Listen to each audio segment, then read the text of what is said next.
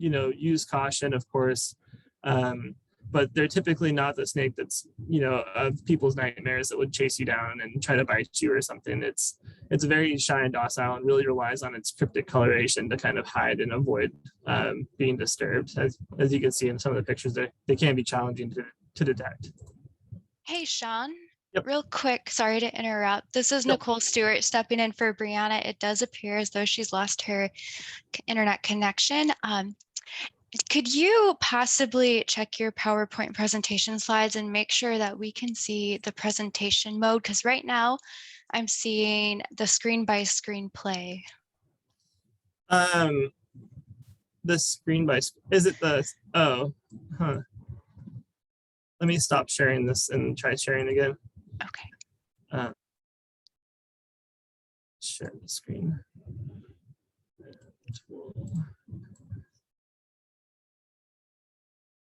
Looking better so far. Okay. Yep. Maybe that display settings at the top there to the left. To the left. A little lower there. Oh, right here. Yep. Try the swap. Does that work? That's perfect. Sorry to interrupt. You're good to go. Thank you. Okay. Did you see all these slides? Should I go through how them? Nope, we saw the slides. We can see them much larger now, though.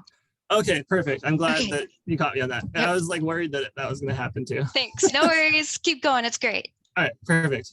Okay. Let's see. Next slide. Now it's not advancing. Oh, there we go. Okay. So yeah. Anyway, Eastern Massasaugas occur through several different states within the United States and then one Canadian province. As you can see on this map on the top right of the screen, although they are thought to be extirpated in Minnesota, there are still remnant populations throughout its historical range. Michigan is unique in the fact that it represents a population stronghold for the species. We have more populations here than anywhere else in the range. I think during the species status assessment for Eastern Massasauga, out of the 250-ish populations that were still believed to be extant, almost 200 of them occurred within Michigan. So this species is something that will come across rather frequently here.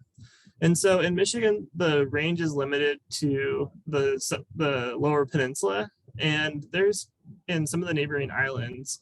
And there's considerable variation in habitat use, behavior, and phenology across the state, which we roughly divide into two primary areas, which include northern Michigan, which is northern lower peninsula, which is this blue area on the right, and then the southern lower peninsula, which is this kind of opaque color below the blue.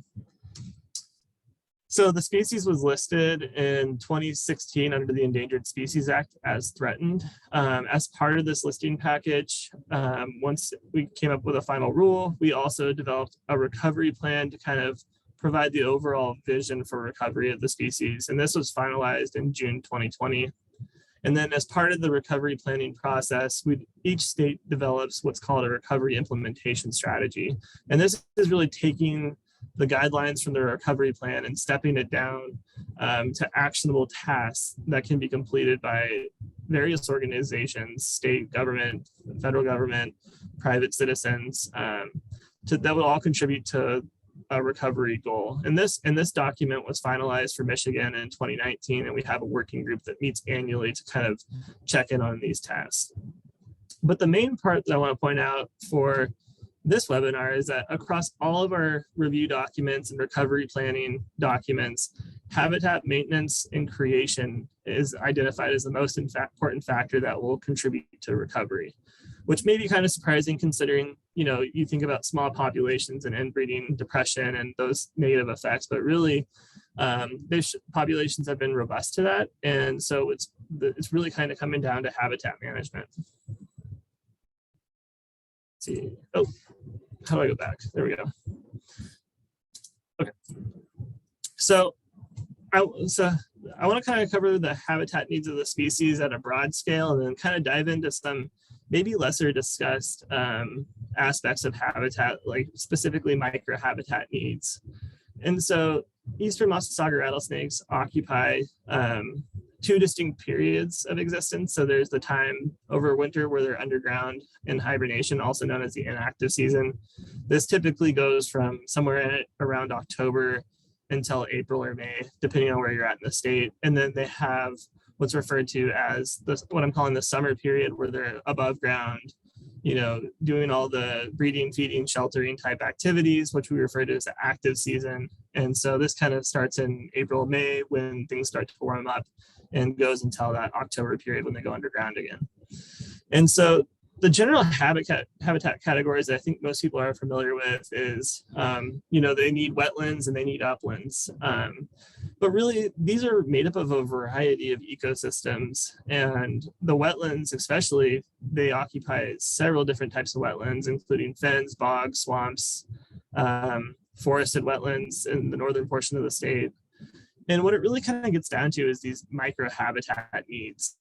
So they need things like gestation and basking sites, retreat cover, areas for foraging. They need migratory corridors for moving between the overwintering and the active season, as well as hibernation structures for making it overwinter. And so these microhabitat needs will vary by sex and reproductive status, as well as age class. And so I kind of put this graphic together to show what a year in the life of a Massasauga looks like, with overwintering happening till about April or May. Then they emerge and migrate to the active season range. We think of migration, typically as long range, but this, a couple hundred meters is what I'm referring to here. Then gravid females will do gestation and then eventually give birth to young, while males and non-gravid females participate in this foraging, mating, and basking behavior. And then everybody kind of goes into dispersal mode, foraging, mating, basking, and then back into hibernacula come October, November. So I kind of want to touch on these microhabitat needs because I think they're very important, and there's something that we as managers can do something about to help maintain populations where they currently are, as well as create new opportunities to help improve the distribution of these populations. So basking and gestation sites are the first one I'm going to cover. And this picture in the background is actually from a gestation site. These are relatively short vegetation heights and not a lot of canopy cover. They're very important for thermoregulation, and they're a major component of the reproductive cycle for eastern Massasauga, as they provide suitable gestation sites that are a lot hotter that help finish up that gestation period and allow them to give birth. Basking sites, I think, are more so utilized around the start and end of the active season when temperatures are more variable. But they'll be used whenever thermoregulation is hard to achieve. And so they'll be near hibernacula for ingress and egress. There will also be basking sites within close proximity to retreat sites. And they exist both in wetlands and uplands, which is something that people think that they move to the upland and they stay there during the summer and then, turn into snowbirds and go back to the wetlands. But that's not the case. They occupy both habitat or both areas based on whatever they need to meet their resource requirements throughout the summer. So for retreat sites, people ask, why retreat? Aren't you the predator? You're the big scary rattlesnake. But really it's because of other predators. So birds and mammals will oftentimes eat eastern Massasauga rattlesnakes. And then they also have this other need, which is dealing with temperatures outside their thermal tolerance. And so these retreat sites are oftentimes provide cooler or more stable temperatures than what's going on outside in the normal environment. And they're typically a mix of burrows or dense vegetation, hummocks, down trees, rock piles, trash, some of our right-of-ways.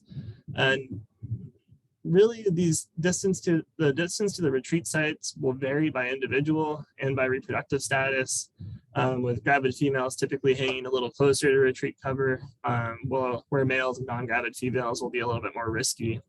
And so this picture on the right, you can kind of see a crayfish mound, which is used for overwintering, as well as a small mammal burrow. And then you can see here, there's an individual hiding in the grass that, they really rely on that cryptic coloration to avoid predators, and can also have that thermal component to it as well. So migratory and dispersal corridors, I typically think about this as ingress and egress, as well as dispersal from, birthing sites. These longer range movements can be anywhere from 100 to 600 meters. And they'll oftentimes go through a mix of wetlands and uplands and having these interspersed shrubs. As you can see, this is a site in Michigan where this is the upland habitat and this is the wetland, and hibernaculas are further south, and we get individuals moving through these forested areas that are on their way to gestate and forage, et cetera, depending on the life stage. So in northern Michigan, they'll actually move a lot farther too, as they're not as constrained by habitat. And so this dispersal typically occurs in the fall following parturition. Our genetic studies indicate that long-range dispersals events are rare. But when they do disperse, they typically use river corridors or fence rows and habitat-limited landscapes. And we believe that young are the primary dispersers, since the adults have pretty high site fidelity to their home ranges. So that's where we typically see is environments like this that provide that nice dispersal habitat. The next microhabitat component is hibernacula. And these are generally described as burrows or other ways that they can reach the water table. As you can see in this picture on the right, we have the Massasauga kind of just hanging out right at the water line.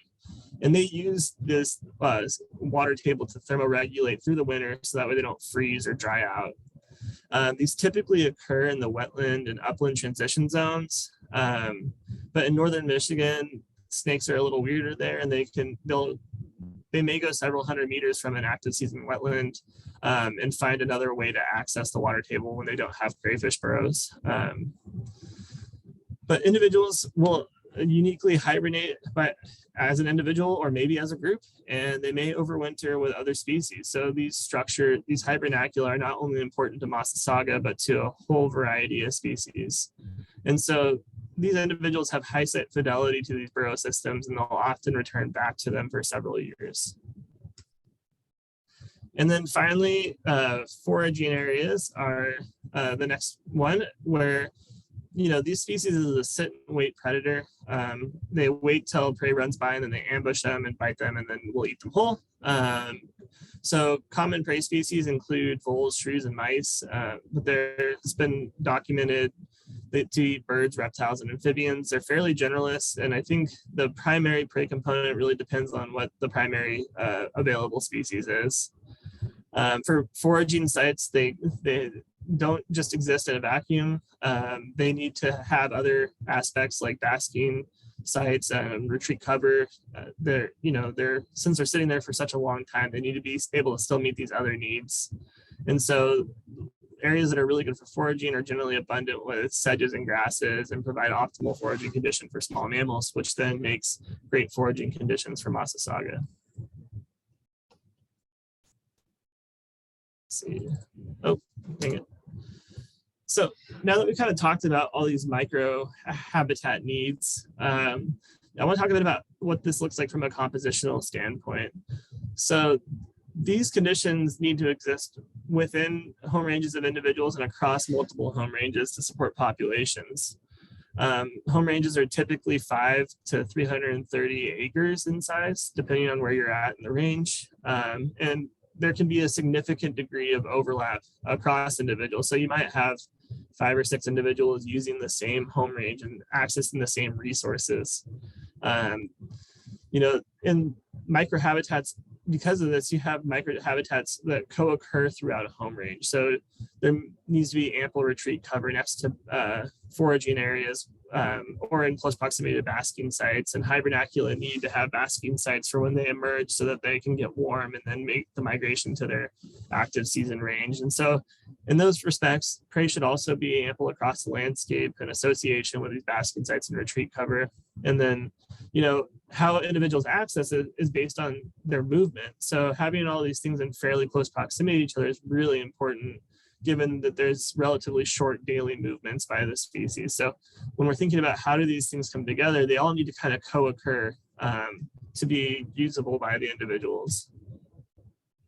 And I just kind of want to bring this back one more time and showing that, you know, how these vary and how much overlap there is between the different age classes and their life cycle. And so, you know, you can see through the summer, everybody needs thermoregulatory sites and foraging habitat, retreat sites, and connectivity among habitats for movement, and gestation sites for gravid females, and retreat sites. And they kind of have to have all of these in every season, except for winter, where it's just suitable hibernacula. But all these things kind of need to occur because as they move through their habitats, they're going to be needing to have these resources.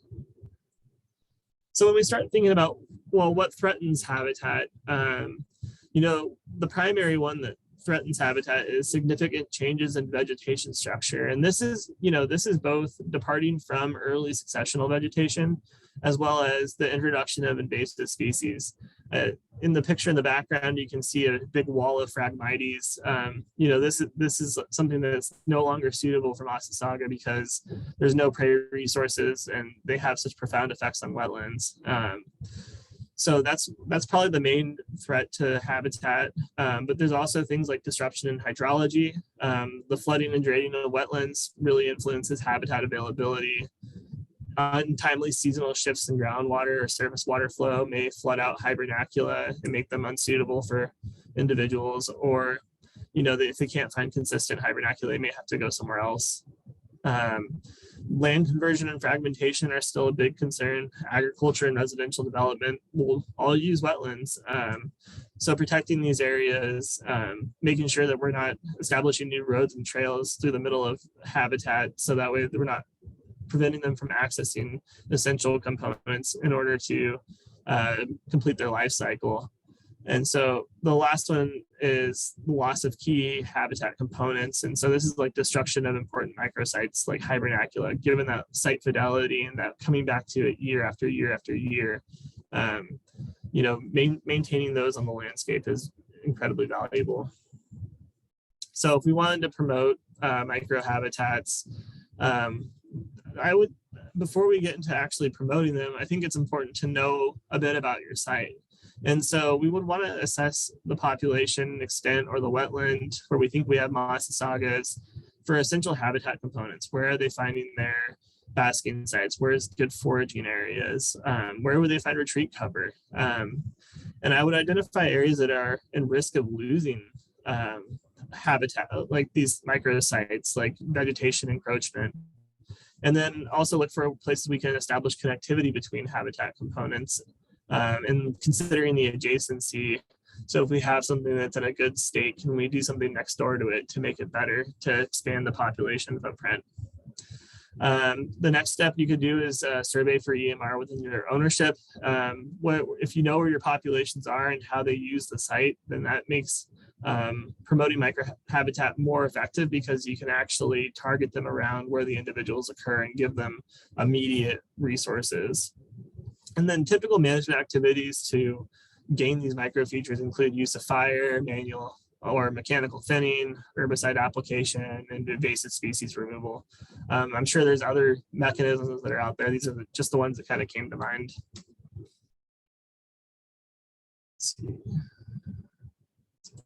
Okay. I also want to point out that some microhabitats can be created, but others can only be maintained. Hibernacula fall into that category. They're very specific features on the landscape, and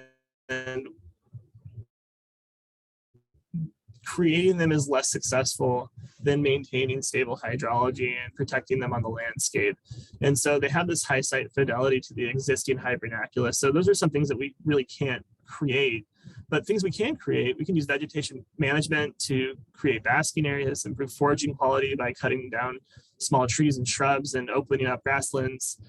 We can provide retreat cover like rock piles near the wetland or near upland habitats, and also use discrete artificial cover objects. In Ohio, these are really heavily utilized by individuals. And so we can put out cover boards like plywood or tin, and they'll oftentimes get up on those to sun, since it's such a great solar exposure.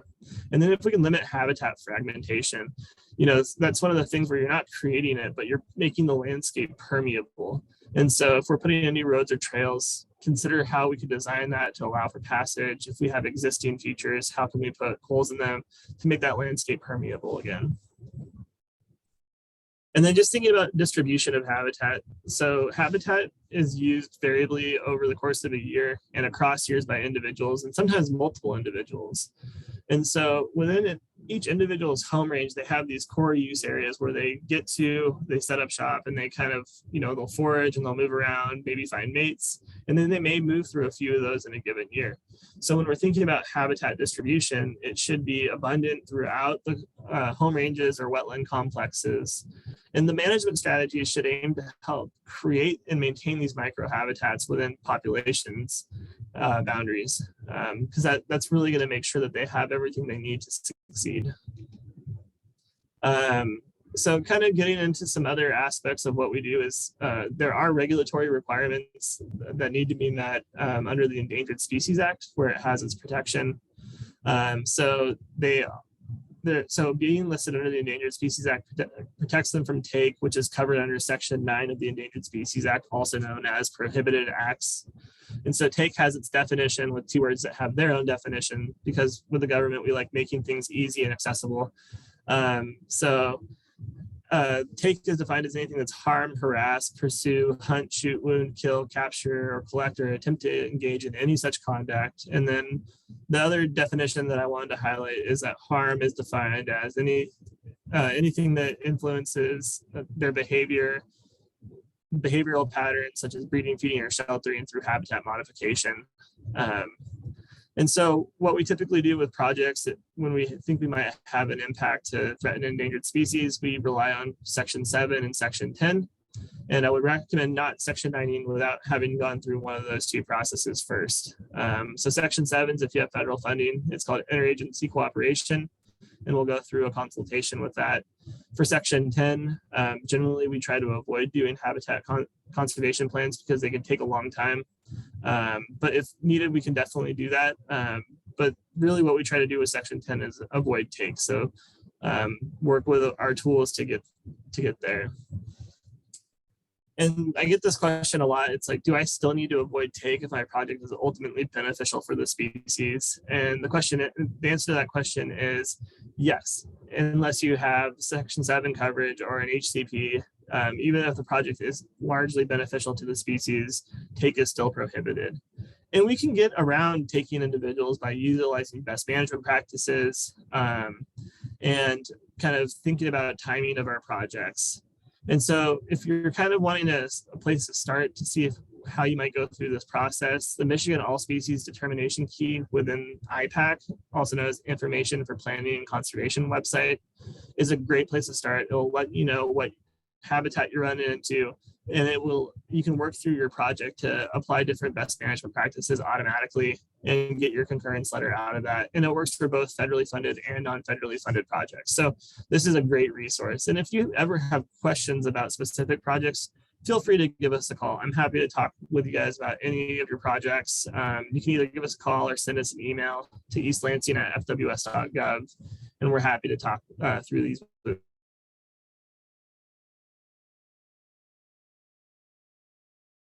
you. There's one other thing that you might be at working under what's called a candidate conservation agreement with assurances. So this was a pre-listing conservation action that actually only applies to MDNR and already enrolled private lands.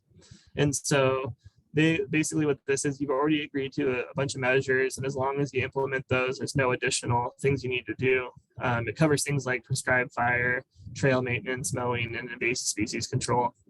It's kind of a fun fact of the 15 private landowners that signed on and got certificates of inclusion that basically enrolled about 158,000 acres of managed land, with 86% being or representing 14% of the total CCAA.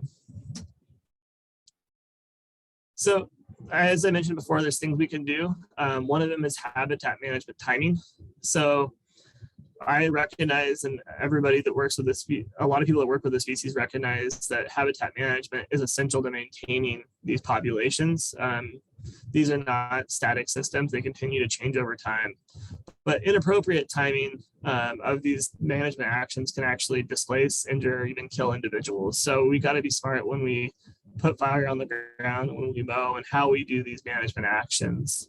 I would say when you're working on, as you start planning, it's essential to consider the life cycle of the species. We know that they need overwintering sites as well as active season sites, and they need to have access to these when they need access. And they can't change their behavior to avoid us. We have to work around them.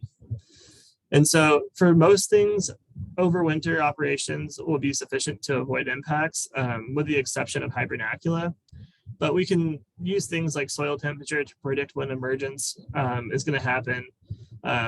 With ingress into hibernacula, that's a little bit more variable. We typically see it happen in about October, but this year was a warm year up until late November. So we had individuals up in November until probably midway through November, before they finally went down.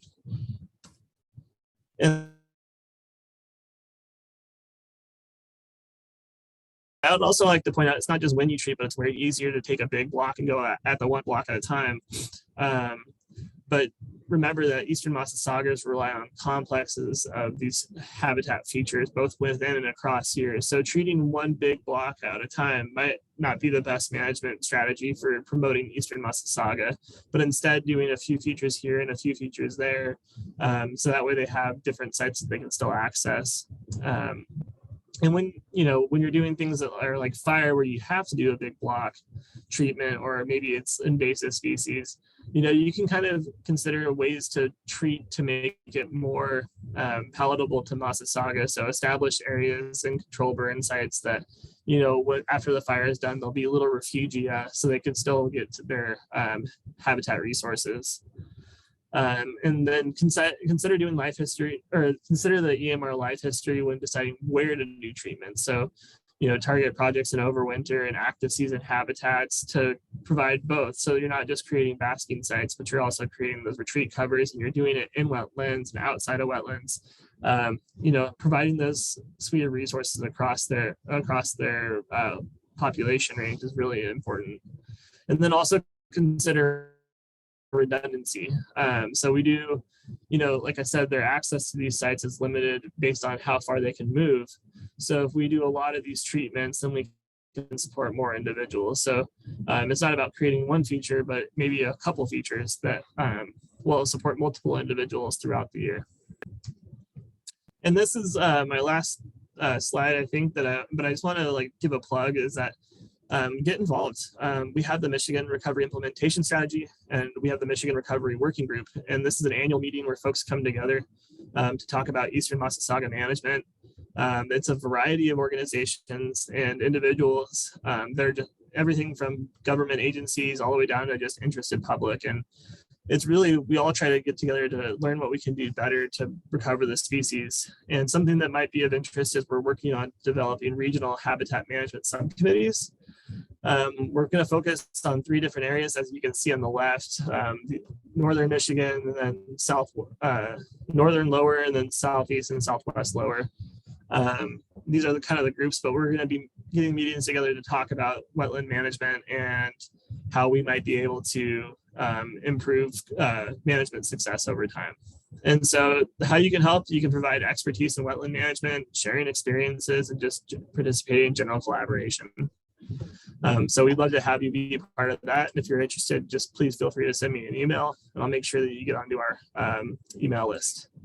And so with that, I'm open to take any questions, and thank you for letting me present today.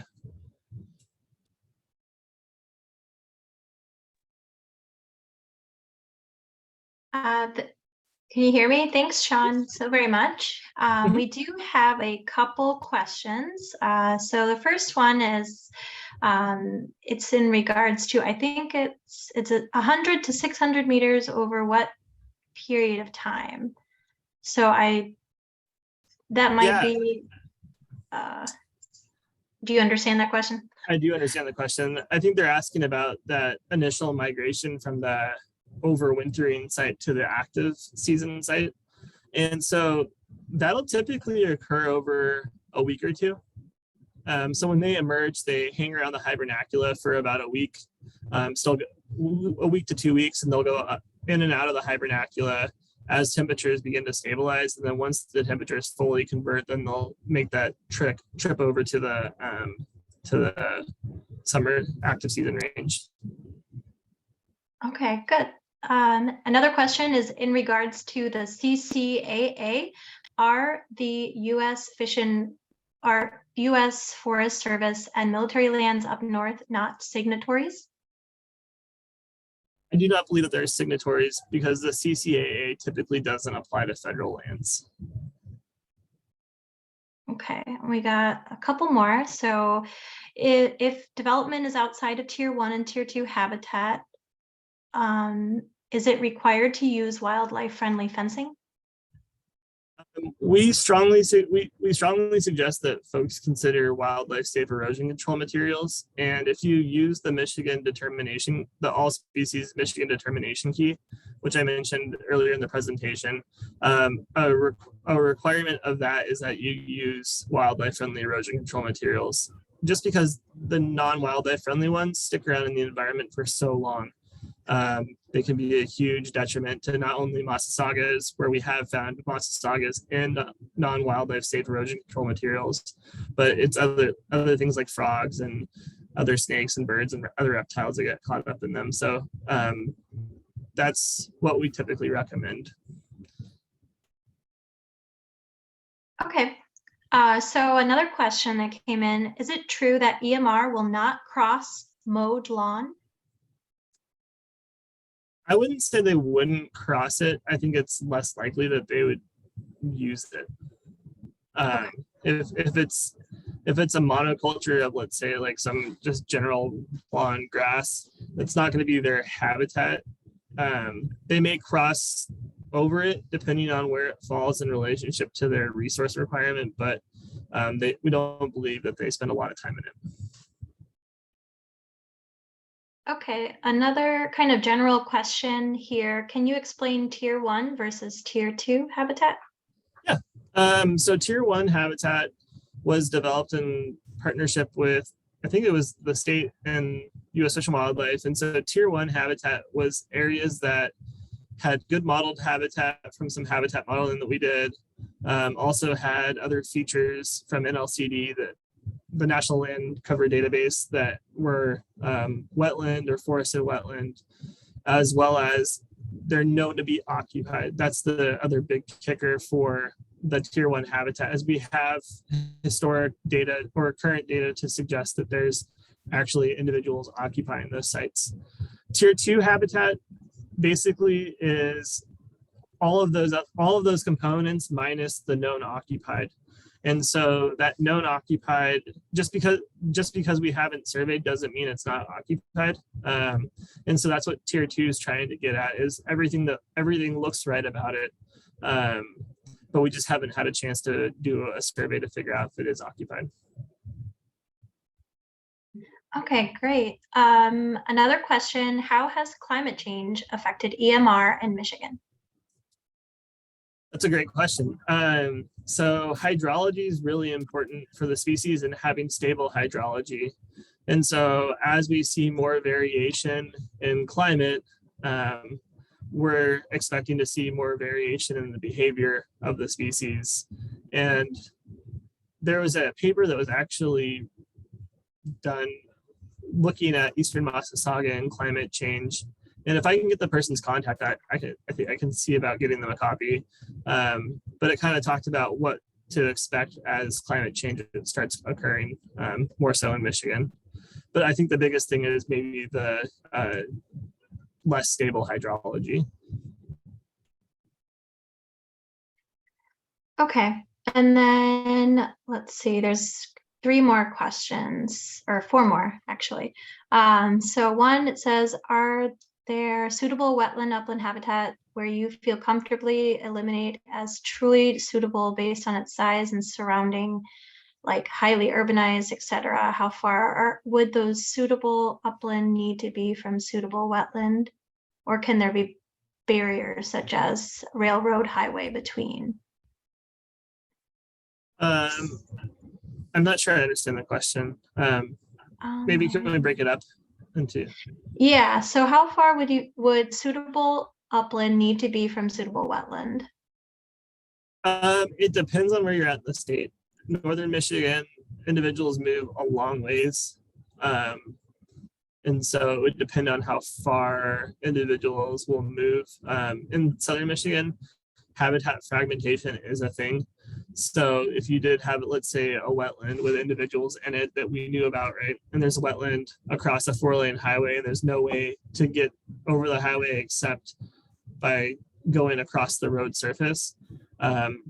We typically would view that as a functional barrier because we have a lot of telemetry data to suggest that crossing roads is rather a rare occurrence. And there's a study being done looking at road ecology with Eastern Massasaugas that was funded by Michigan Department of Transportation, and that just finished up. And so we'll have some new science out, and then hopefully in the next few months to a year about their behavior around roadways. Okay. Well, thank you. There's still a couple more if you still have time. So it said, will EMR use burrows of the invasive crayfish? That's a great question, and something that I've been curious about as well. There was a study done back in I think it was in the 70s, that did a comprehensive survey of a really good survey effort of native crayfish, and then it was redone in 2019 by I can't remember the author of the paper, but they went back to a lot of the same sites to see if they would use to see how the crayfish populations were doing, and that kind of sparked that interest in me too. I don't know the answer to the question. I would assume if they can reach the water table and the diameter of the holes will facilitate them going into it, I would assume that they would probably use it as long as it had stable hydrology, but I'm not sure, to be honest. Okay. Let's see. There's, do you considering their entire life cycle, do EMR have an affinity for any specific wetland type? No, I don't believe so. They're pretty vegetation, outside of having, open canopies and more grassy fen-like wetlands. They're not really tied to a specific wetland type like a prairie fen or it's more so having those microhabitat components. But does that answer your question? I think. Yeah, I think so.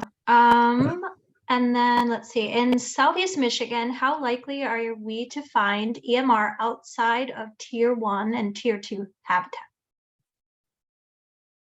So I've been with this office and working with the species since 2020.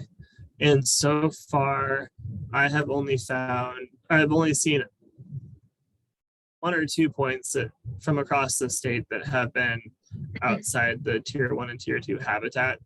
But there's not a lot of people surveying, really. So I don't know what the odds of finding them on the outside of Tier 1 and 2 are. But my guess is that, to remember that these are just models, right? So these are the best we can do with the data that we have at the time of creation, and where they're trying to do a good job of representing reality. There may be individuals that fall outside of the Tier 1 and Tier 2 habitats. So if we do find suitable habitat on a site, should there be an actual survey required, or how does that work? I'm not sure what the context is. I'm assuming it's for if you had a project, and that really depends on the project.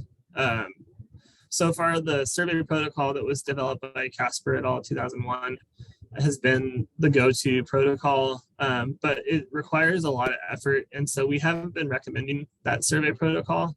I'm currently in the process of writing a survey protocol for the species that will serve as an update to that one. That'll touch more so on the regulatory, how we view the regulatory requirements for a survey. And that'll hopefully come out in the next year or so. I think if you have suitable habitat and are willing to survey, I would encourage it. I think the more information we can learn about our populations, the better off we are. But they can be very challenging to detect. I will say that. And so we have about 4 more questions. So are you good with that? Yeah, I'm good till about 3. So there's one about, there are articles about several fungal diseases causing issues for EMR. Is this a problem in Michigan?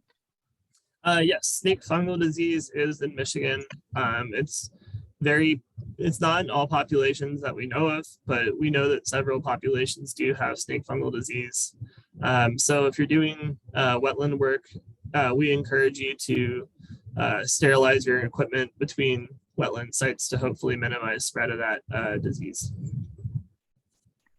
So thank you for that one. And any data regarding EMR usage of wetland systems near adjacent to rivers or streams that may have more fluctuation in groundwater levels?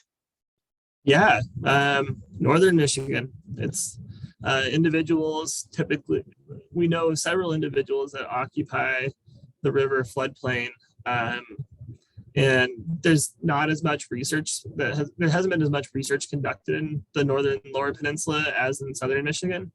But yes, they do occupy those river corridors, and they definitely figure out how to manage survival in the face of those river fluctuations. Yep. So I think this is the last question that I can see. So it says, in regards to their client not wanting to use wildlife-friendly fencing, if the project site is outside of but near Tier 1 or Tier 2, will their project be impacted, and should it be evaluated through IPAC's determination key?